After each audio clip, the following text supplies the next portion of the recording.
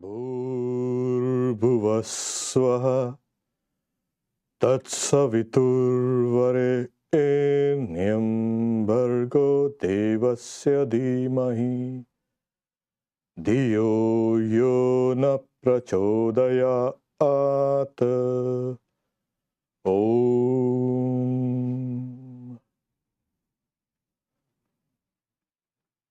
We meditate on the effulgent glory of that being who has produced this universe.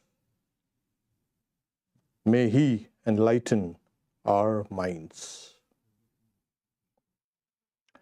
This is, as we know, it is the Gayatri mantra, because it's in the Gayatri meter. It's a prayer to Savitri, the mother of the Vedas. So it's a very ancient prayer. And it has been recited for, I don't know how long, 5,000, 6,000, 7,000 years. And what is the prayer? It is praying for illumination.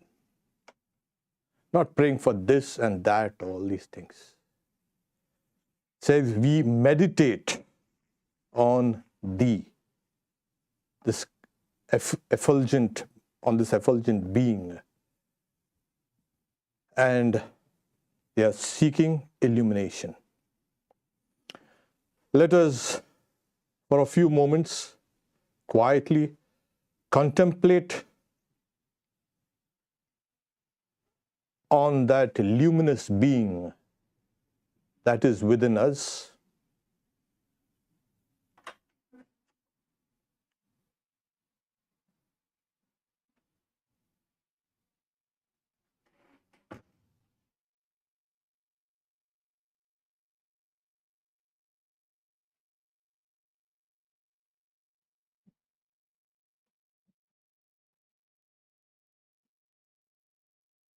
Om, peace, peace, peace.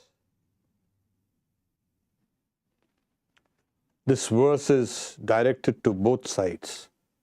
The luminous being as symbolized as a sun.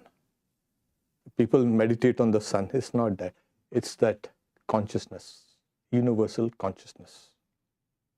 The same consciousness is here within us.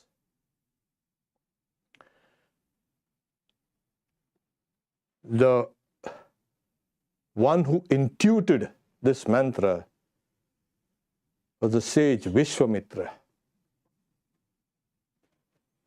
He has a long history, my God, very powerful sage. However, illumination is a journey. Asato ma sadgamaya, that is, lead me from the unreal to the real. Tamaso ma jyotirgamaya, from darkness to light. Mrityor ma mritam gamaya, from death to immortality. So it's a journey we all need to undertake. The word illumination has become popular everywhere for obvious reasons. Because there is something in us that speaks about divine knowledge as luminous. In other traditions, mainly in the Western traditions, illumination was the work of the Holy Spirit. Illumines the scriptures, illumines our hearts. But in Oriental concepts, it is nothing but an illumination, which is the goal of life, which is the process in spiritual practices. It doesn't happen all of a sudden, as we will see. A lot of indications here in illumination. So this Oriental concept depends on the concept of the Atman, the soul, the individual and the cosmic soul. Otherwise, if you have illumination without the idea of a perfect soul, it makes no sense. Because illumination is not something to be acquired. It's something to be discovered by oneself. So, what about all these gods and all these things? So many gods, and we have plenty of gods. The ancient Greek gods and the Roman gods and Babylonian gods and Indian gods and Chinese gods and goddesses, millions and millions. Yeah, a few billions. In India, we have a few billions of them. But behind all of them, the word Deva means Dyotana Deva, that is that which is light. They are called the shining ones, the bright ones. So the word Deva itself means the shining ones, the bright ones. And don't get upset with this word Deva. It's the same word that now become Dios and Theos and theology. And where do these bright ones live? In a space which is called div, to shine. From there the word divinity and all these other words, divine, has come. So it's an old Indo-Aryan word. So these bright ones live here. Now for those who are dualistic, they like all the gods and goddesses, they've got to think of themselves as these are the gods and goddesses, the bright ones. In Vedanta, the counterpart of those gods outside are within us. Yes, in fact, Vedanta says we are teeming with all these gods. Various gods are there. There's a god for the hand, and the god for the feet, and the god for the intellect, and the god for the ego, and god for perception and taste and smell. All these gods are there. It's a crowded place. They're light. So we are connected with the bright ones, the divine ones. So that divine sphere is here within us. You know, Swami Vivekananda quotes an ancient, you can see, verse from the Rig Veda. One of the earliest signs of these concepts. Carry him, O fire, in your arms gently. Give him a perfect body, a bright body. Carry him where the fathers live, where there is no more sorrow, where there is no more death. So it's a prayer to the god of fire, Agni, who is responsible for taking us from this place to another place. Okay. And then later on, as the Vedas developed, we found that all these gods now are within us. Now this blaze of light, illumination, that happens to the fortunate few. Everyone has a potential, of course. It's greater than the gods, greater than the heavens, greater than the universe. That's the greatest thing in the universe. This flash of light, divine light. So this is emphasized in Vedanta as, yeah, you get this and everything else becomes diminutive. Okay. So theoretically speaking, it's very easy. You have to discover that light within. It's easy because compared to running a marathon or triathlon, huge, you got to practice and practice and practice and sweat it out and get all these pains and keep on. Yeah, compared to that, this is much easier. But practically, yes, where exactly? You got to turn your mind inwards. So where inwards?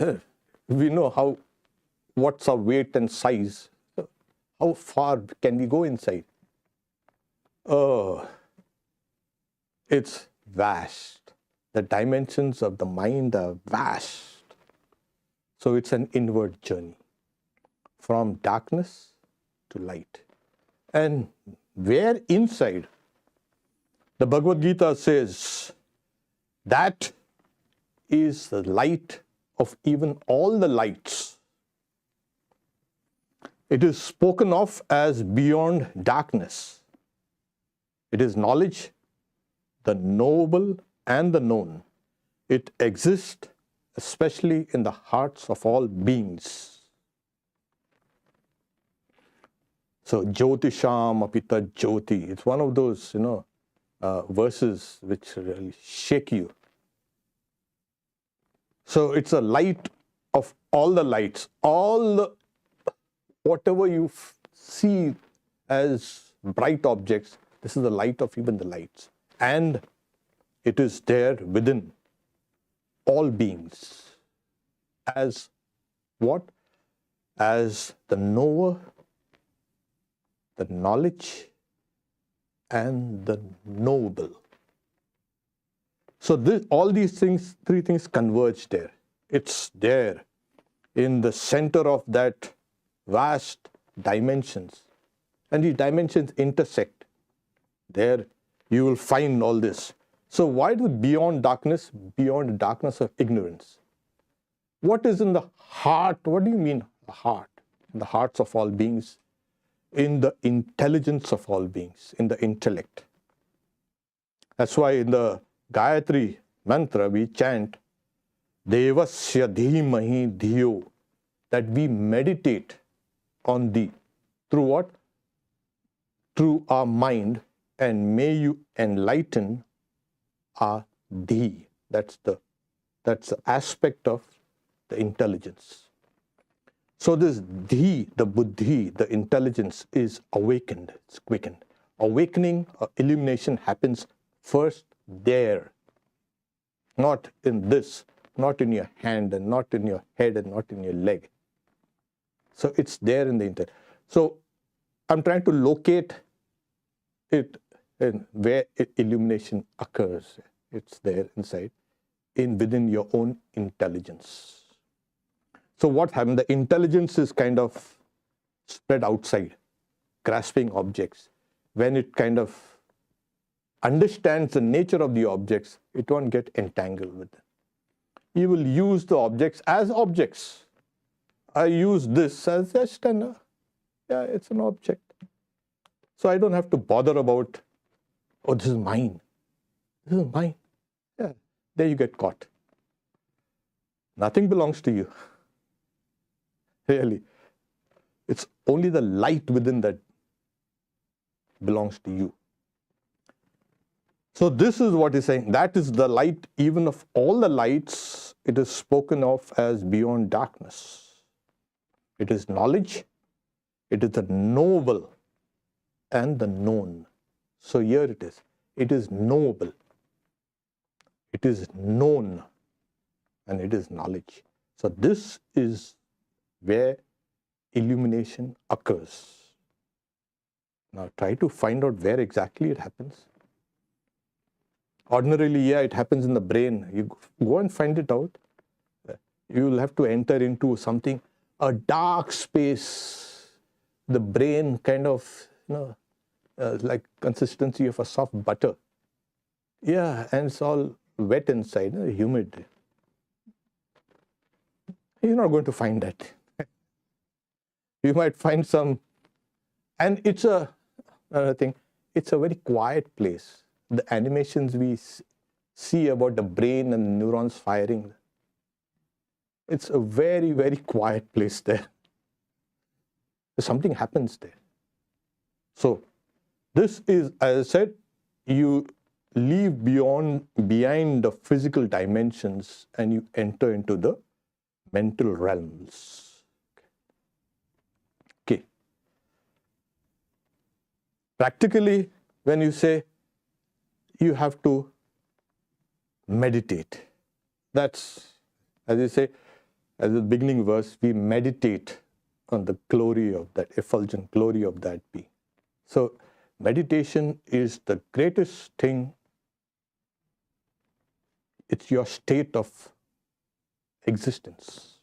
People say the state of mind. Yeah, your state of mind is the state of existence.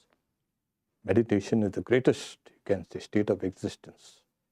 So Swami Vivekananda says the greatest thing in this universe is a mind meditating. You are concentrating the powers of the universe within you. That is meditation. What happens then? The world with its objects becomes secondary, shadowy, distant. So an aspirant travels this path silently, alone. Meditation, the word meditation and the goal of meditation, illumination, is common to everybody. But each one will differ according to their path. And that depends on one's character, personality, one's past impressions and knowledge, etc. So we work against the line of least resistance.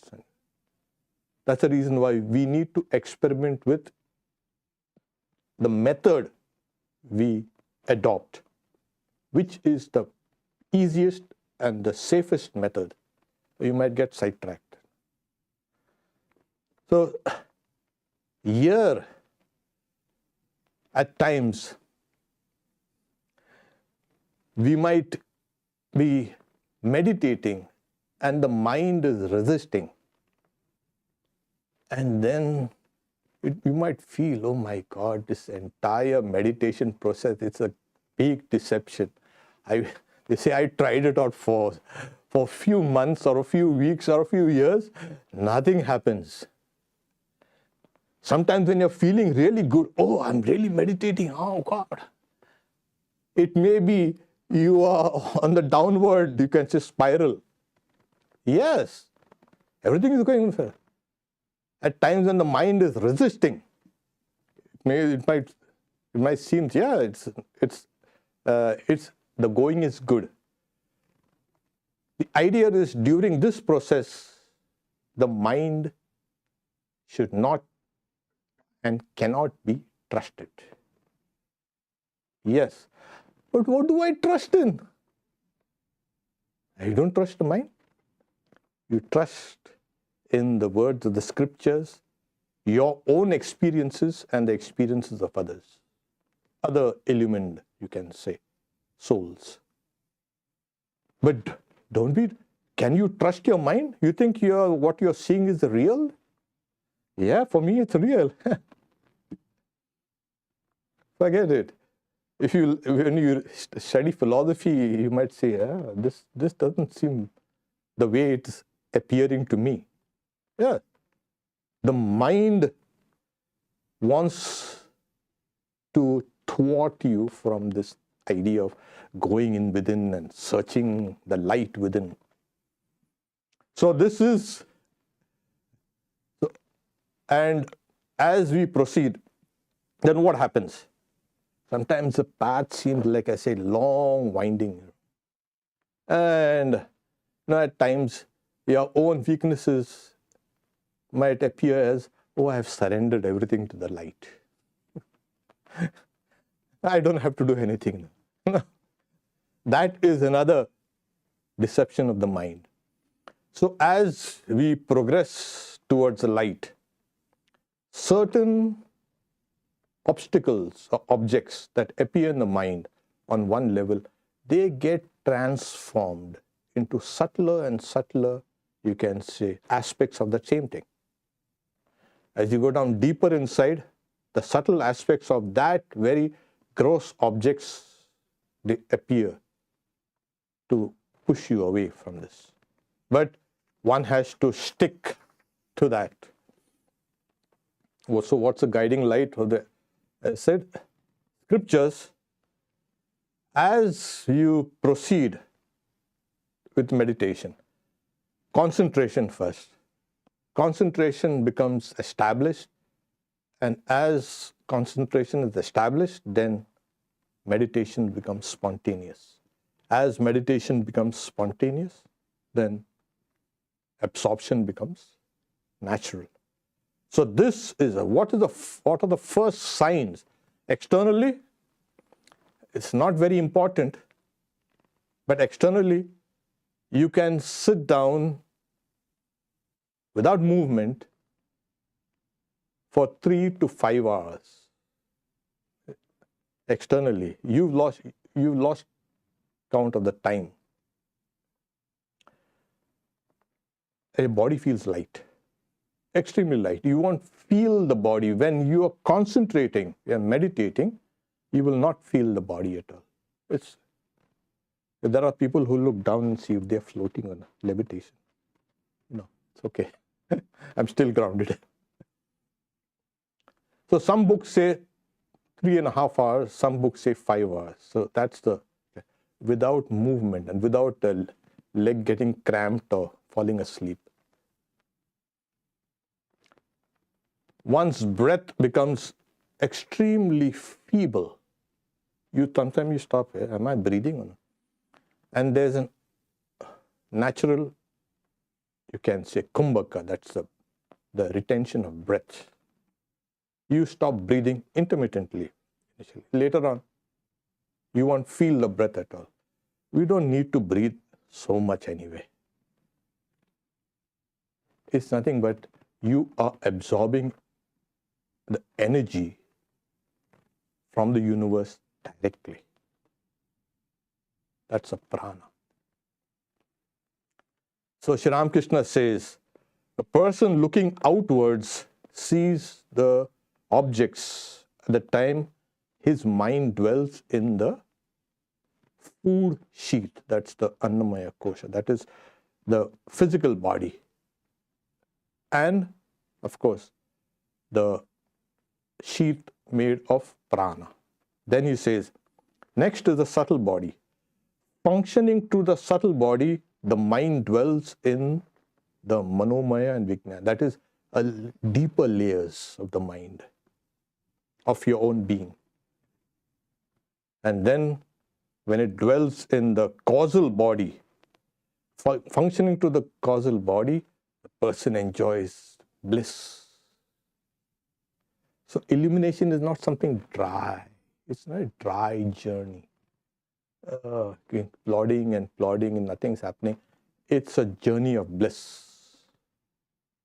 So these are the 5 layers that one needs to traverse, from the physical to the vital or to the prana body, and then to the mind, then to the intellect or intelligence, and then goes down to the bliss aspect.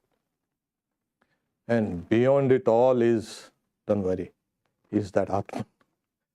Still further, there's still a long way to go. It is there that one takes that final leap. That's a difficulty. That final leap. No, some philosophers call it the intuitive leap. I don't know what it means, but I'll tell you. You have to leap. Take that step into the light. The light actually draws you to. Once you've begun crossing a few layers, then it draws you. Light, actually, it's like a magnet. It pulls your mind inside. So in Vedanta, there are these levels of, you can say, existence. It's called a Jnana Bhumi. The levels of, you can say, Jnana. The first is the desire to know You must have the desire to know. You have hundreds of other desires, but retain this one and make that predominant. Have everything else, but make this predominant. And this will finally become so dominant, the others will be just pushed away. So in Vedanta, it's called Subhecha, the auspicious desire or the auspicious will to know. If you don't have that first, it's very difficult to proceed. Everything will become tepid. Meditation will become tepid and everything else will become so. So this is the first stage. The second is, they say, you don't be misled by your desire to know. Analyze it. And as you analyze it, using the scriptures, using your own experiences, using the experiences of others, you start untangling some of the things which have got mixed up with this knowledge of yours. Because at times when you want to know, you get something and then it might appear as real. So you have to tease the things out. Sri Ramakrishna gives the illustration of, it's like sugar and sand mixed together. You've got to separate the sugar from the sand. So this is the stage where, because the light may appear as authentic in something which is not present at all. It might be simply a figment of your imagination. I might see or hear something and, oh, I've got that great glimpse. It might not be. So you'll have to test your experiences. This is the stage of testing your experiences. The third stage of it, it's called the attenuation of the mind. The mind now becomes extremely fine, subtle. The mind is subtle. It gets even more subtler. The attenuation of the mind means all the memories, all the crazy things that you have done and which were always there, which were defining you, they stop defining you anymore. All the softwares that you had kept on downloading and updating, that is all. The mind is just left in its pure form, in its attenuated form. Because what happens, the mind means the memories. And memory, what does memories mean? Experiences. And what do experiences mean? Your karma. And there are these experiences and memories that are teeming inside. So once you eradicate them, or they're held in abeyance, then the mind becomes luminous. Yes, it is here that the mind becomes luminous. Not yet. This is not proper illumination yet. These are just the means to illumination. So these are the first steps, first three steps in Vedanta. So, because many a time we mistake some inner mental mystic experiences as spiritual. Oh, I got it. So, saying, in one of the Upanishads, they describe what are the signs in this mind that has become luminous, and at the same time has become extremely subtle and fine. Now you have a perfect instrument, and in that, the Upanishad says, mist, smoke, sun, wind, fire, fireflies, lightning, crystals, and moon. These visions precede the revelation of the Brahman in yoga. This is one of the Upanishads called the Svetashvatara Upanishad. Nihara, Dhuma, etc., etc. I won't burden you with more Sanskrit. So it appears first, that light will appear a kind of a soft glow. From the fringes it starts, and as it starts, it kind of slowly covers the whole mind. It's like mist, you know. So it's innocuous, and then you suddenly see mist rising from the lake, and then suddenly, oh, you can't see the lake at all, it's all mist. It starts like that. So this light inside starts like, sometimes in a form like a mist that arises. So what do you do seeing that light? Oh, it's all bliss inside, don't worry. So that's the experience of bliss. So when I say light, it also means bliss. Okay, I join these two words together. Smoke. Yes, sometimes like smoke comes and covers everything. This light will come like a smoke. Sometimes suddenly, sometimes slowly. And it gets denser and denser. And it's a soft golden light that just overtakes you. Overtakes the mind, of course. The sun, sometimes that light is bright and it's blazing. At times you will feel a kind of a heat also rising with that. Then wind. Sometimes you will feel a kind of like a huge wind raging within you.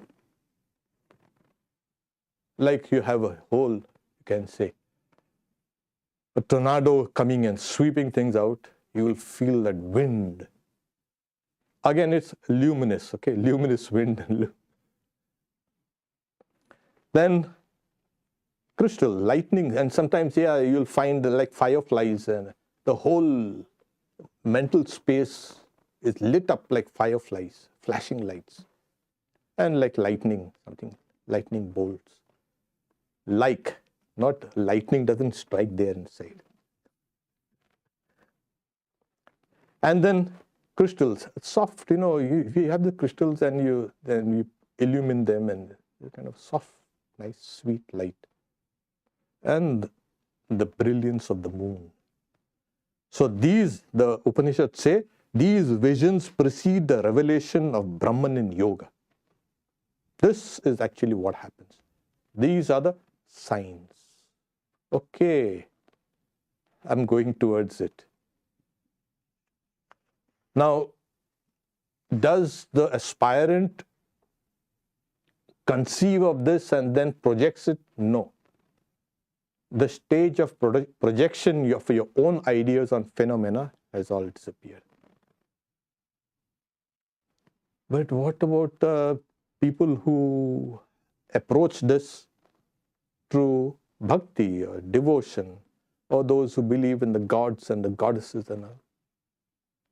These phenomena will appear as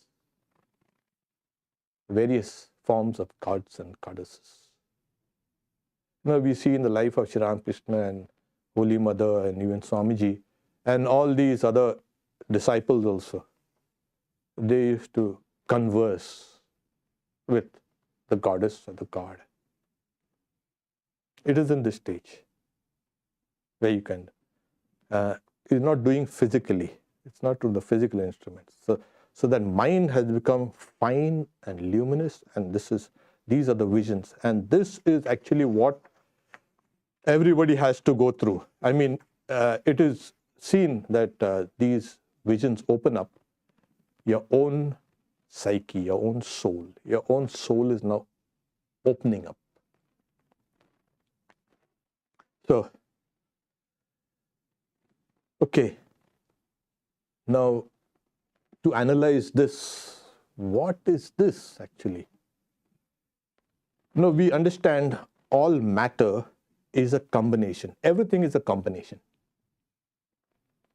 Whatever you see, feel, touch, taste, smell, it's all a combination of various materials. At the same time, we can understand that even matter, which we see as solid and gross, it has a subtle aspect. You can say the atoms and the molecules or whatever you see in the quarks or whatever you like to say. We don't see that. We see only the surface things. With these experiences, the mind has now opened up. So you will see the subtle aspects of everything. Everything? Yes. Sometimes you will see this whole world as just energy, a seething, frothing, bubbling energy, forming, reforming. So in the yoga scriptures, it is called the tanmatras, the subtle principles from which through combination, permutation and all these things, it appears as this world. So the subtle aspect of creation is now experienced. Regarding your body, regarding everything else, you will experience that. So the same Upanishad speaks about when the tanmatras, that is subtle foundational elements of earth, fire, water and space are revealed in the perception of yoga, one then attains a body made of the fire of yoga. For that yogi, there is no illness, old age and death. That person has conquered all these things. Illness, old age, death. Everybody wants to. Is that a final? No, it's not even the final. Wait, semi-final. So at that level, you don't need a brain to operate through. Yeah, because the brain is a kind of something that you carried around. They say that the brain is meant to be just carried around by the body. The body's function is just to carry the brain around. Yogis will say, I don't need to be carried around. I can operate without the brain and the nervous system and the body. Finally, that knot between the subtle body and the gross body has broken. Okay. So it's a tremendous state. Sri Ramakrishna says about these things. I saw visions described in the scriptures. Sometimes I saw a universe filled with sparks of fire. Sometimes I saw the quarters, the directions, glittering with light. Sometimes I saw a lake of mercury. Sometimes I saw the world as if made from liquid silver.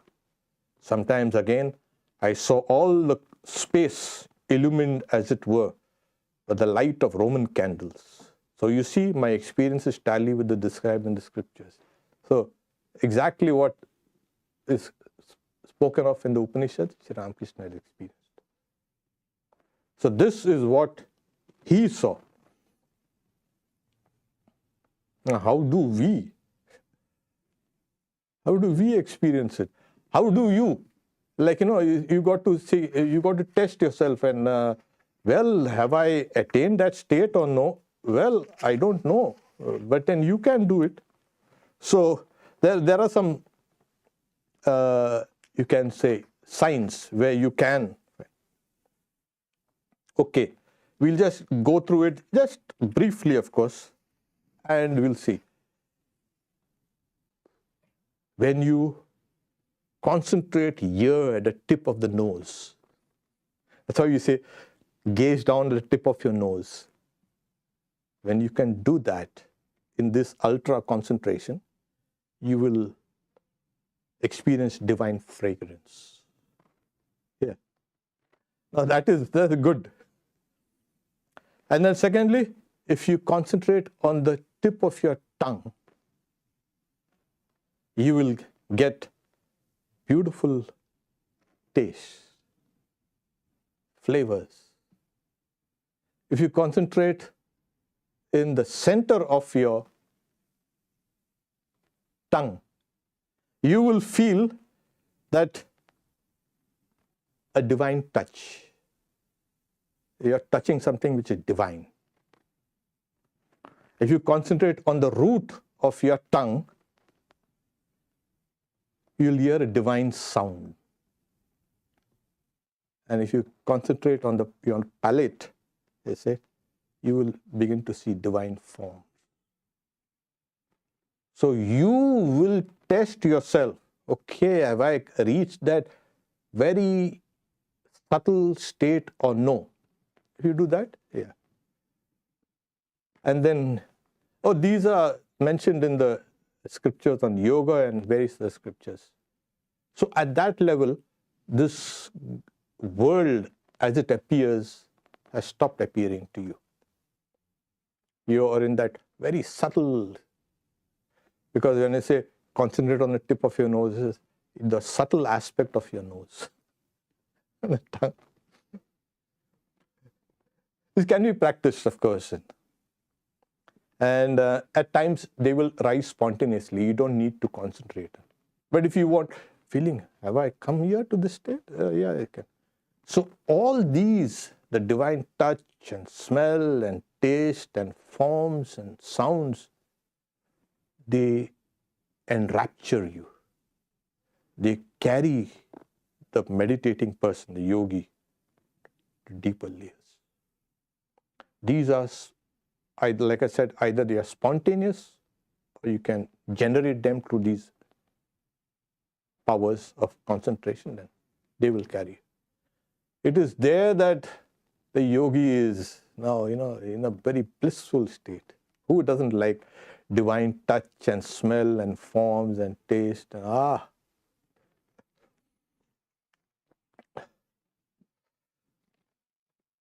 So these perceptions, like, okay, they are happening in the mind, but where exactly in the mind? So here the Upanishads also come. I'll just quote those verses. Now within the city of Brahman, because now you are not just a physical body anymore. You're not defined by, I'm so and so, this, that, and all that. You're, as the previous verse said, now one acquires the body made by the fire of yoga, and which is beyond darkness, disease, death even. So this is that divine body one has now got, because one is experiencing divine things. As I said, divine things, let's make it clear, shiny things, because the word div means to shine. So you're saying, within the city of Brahman, it's called the city of Brahman, there is a small lotus-like dwelling. In this, there is a small lotus-like dwelling. And within it is a small space.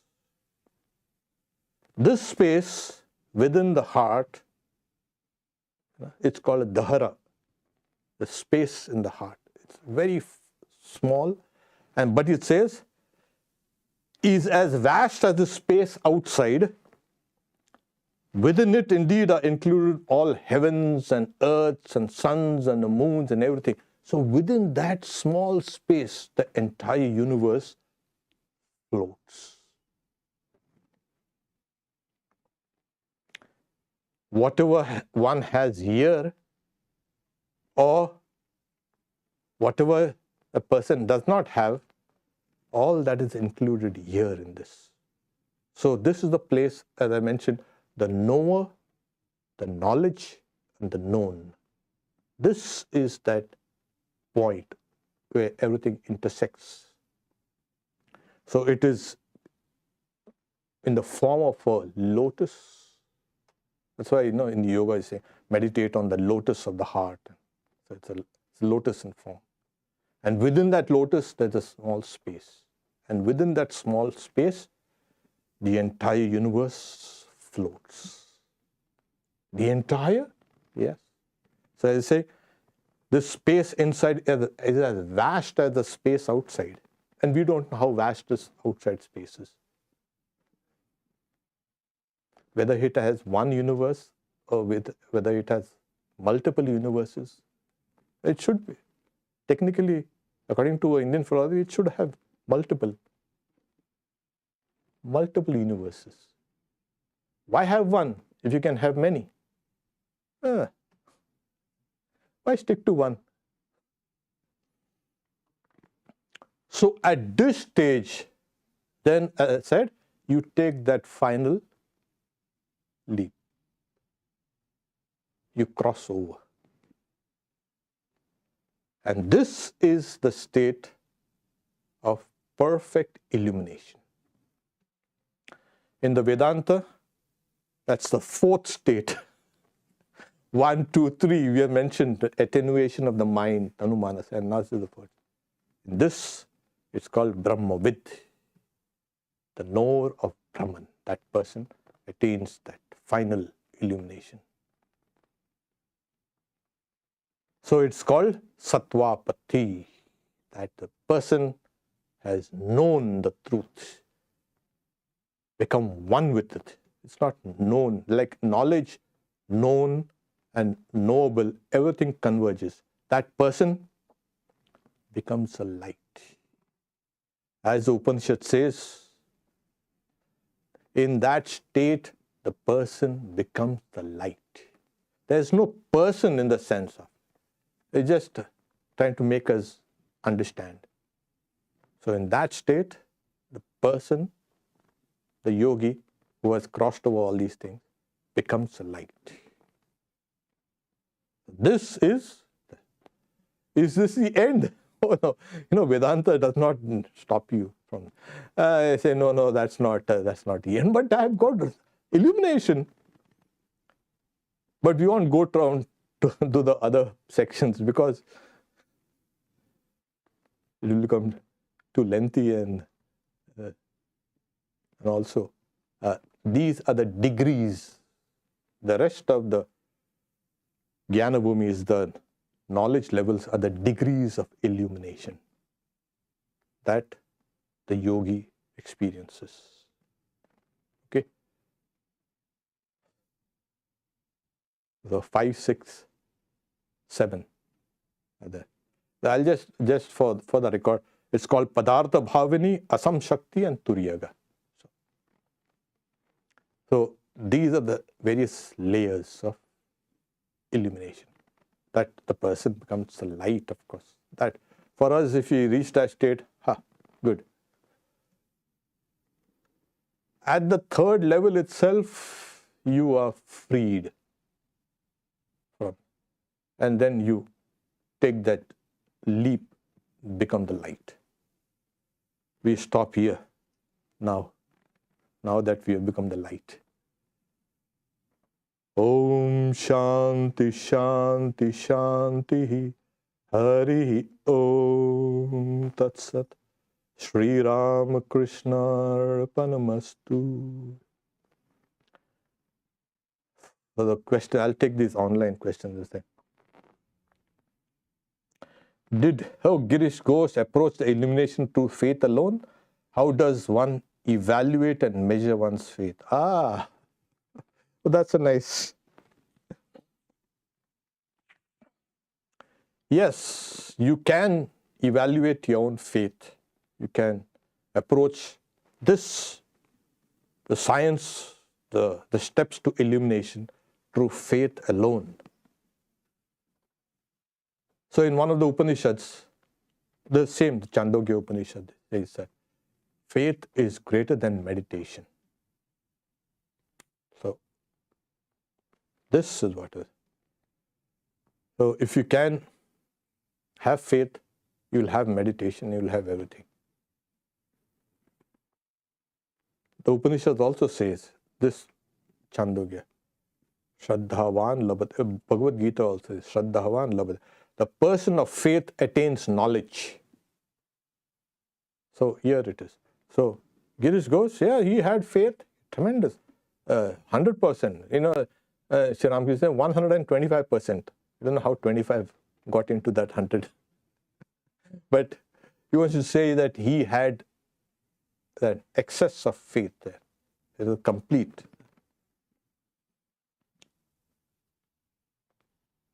Oh, Connie, our old friend. Is it possible to get this final state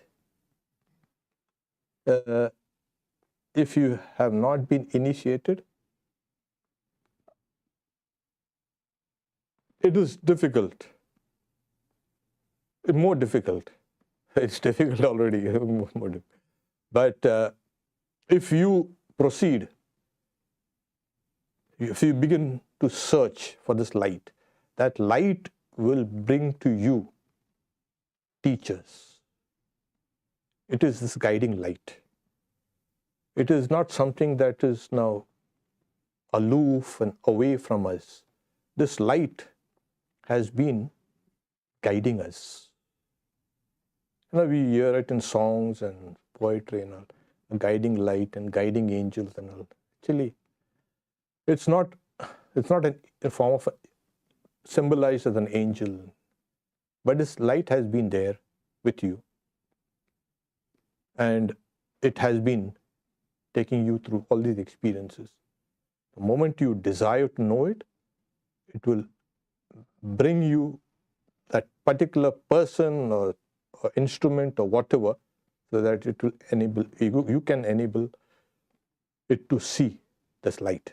So yes, so you don't need to be initiated. Just begin by searching, and then it will come to you. The light will come to you in the form of a guru, or in the form you will have dreams about certain things, spiritual dreams, and then you will understand, okay, this light is there with me. Okay, so here we have any question? I think, yeah. Can illumined souls live in this world? Yes, of course. Why should we live also? I mean, why should any illumined soul live? Sometimes it does not depend. The question is for the online audience. Can an illumined soul live in this world? Yeah, of course. You see the examples.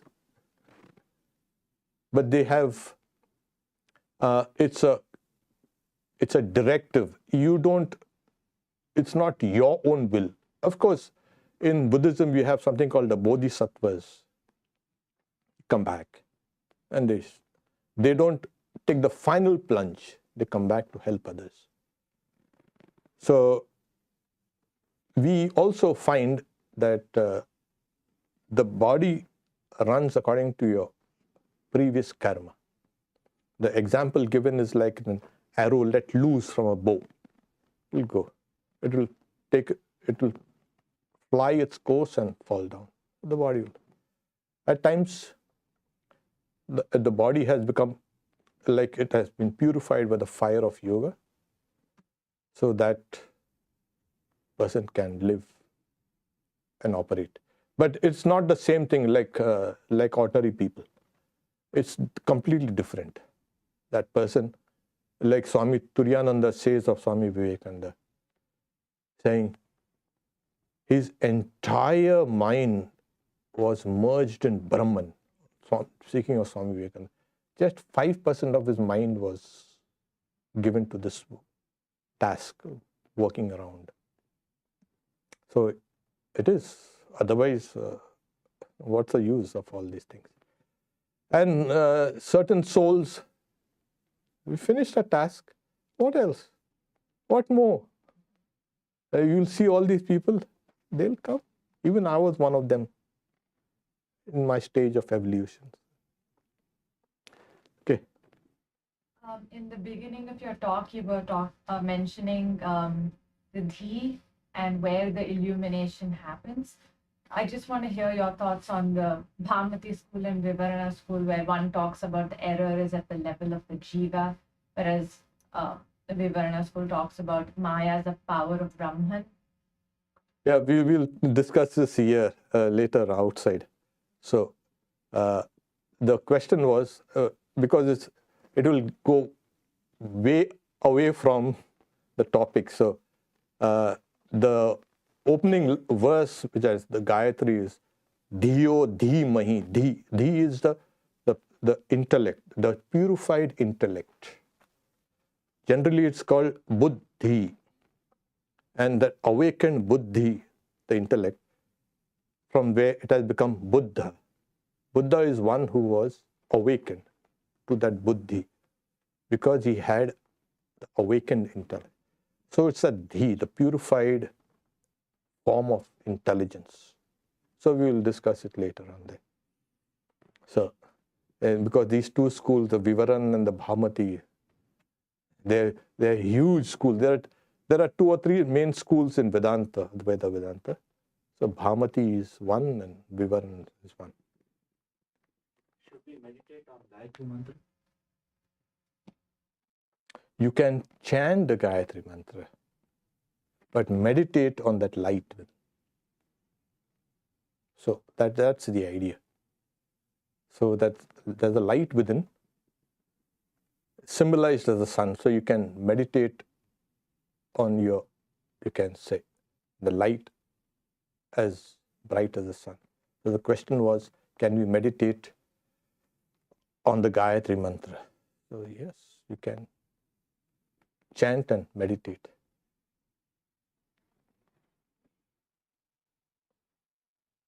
Oh my God, 3 to 5 hours. I was speaking about sitting down. It's called Asana Siddha. That is the perfection in sitting down. So you can, is anyone? No.